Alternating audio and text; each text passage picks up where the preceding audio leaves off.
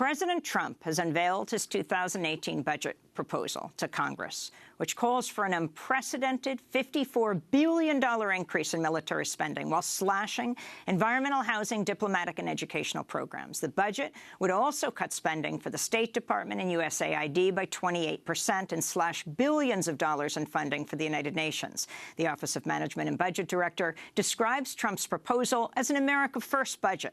The big winners are the Pentagon and Homeland Security. Trump's requesting a $2.8 billion increase in funding largely to pay for expanding the border wall and hiring 1,500 new Border Patrol and ICE agents, despite the fact that for over a year he said Mexico would pay for that wall, which Mexico has adamantly refused to do. The big losers are almost every other sector of government. The National Institutes of Health would see its funding slashed by 20%, and Trump is proposing a 31% cut to the Environmental Protection Agency, along with the elimination of 3,200 jobs there. If approved, the EPA's budget would become the smallest it's been in 40 years. The budget calls to end funding for the Clean Power Plan, international climate change programs, climate change research and related efforts. It also reduces Superfund cleanup funding and eliminates funds to clean up the Great Lakes and Chesapeake Bay. Meanwhile, Trump's budget calls for the outright elimination of 19 agencies, including the Corporation for Public Broadcasting, which supports public radio and television stations across the country, the National Endowment for the Arts and the National Endowment for the Humanities. The Education Department would see a $9 billion cut.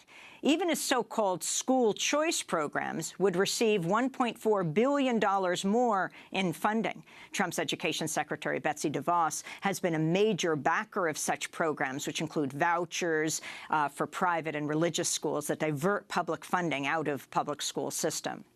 Numerous programs to help the poor are on the chopping block, including the Low-Income Home Energy Assistance Program, which helps the poor pay for heat during the winter, the Legal Services Corporation, which funds free legal aid nationwide, and the Community Development Block Grant Program, which partially funds, among other things, Meals on Wheels to feed the elderly, the poor, veterans, and the disabled. During Thursday's news conference, OMB head Mick Mulvaney described the budget as compassionate when he was asked about cuts being made. Just to follow up on that, you were talking about the steel worker in Ohio and the coal miner in Pennsylvania and so on, but those workers may have an elderly mother who depends on the Meals on Wheels program, who may have kids in Head Start. And yesterday or the day before you described this as a hard power budget, but is it also a hard-hearted budget? No, I don't think so. In fact, I think it's probably one of the most compassionate things we can do to actually you're programs that help the elderly. You're only focusing on half of the equation, right? You're focusing on recipients of the money. We're trying to focus on both the recipients of the money and the folks who give us the money in the first place. And I think it's fairly compassionate to go to them and say, look, we're not going to ask you for your hard-earned money anymore. Single mom of two in Detroit, okay? Give us your money. We're not going to do that anymore unless we can guarantee. Please let me finish. Please let me finish. Unless we can guarantee to you that that money is actually be used in a proper function. And I think that is about as compassionate as you can get.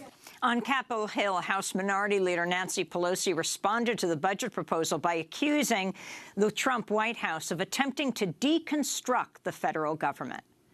This is a budget of the deconstruction of the federal government. They are deconstructionists. They have said that. I mean, they make no bones about that. They have, if one thing, listen to what they say. There is clarity. They want to deconstruct. In this case, you see what they're doing in terms of infrastructure. Pelosi appeared to be referencing a recent comment by White House Chief Steve Bannon. I think if you look at the lines of work, I kind of break it out into three verticals or three buckets. The first is kind of national security and sovereignty, and that's your intelligence, the Defense Department, Homeland Security. The second line of work is what I refer to as economic nationalism. The third, broadly, line of work is what is deconstruction of the administrative state. To get response to Trump's budget, we'll, after break, speak with longtime consumer advocate, four-time presidential candidate Ralph Nader. Stay with us.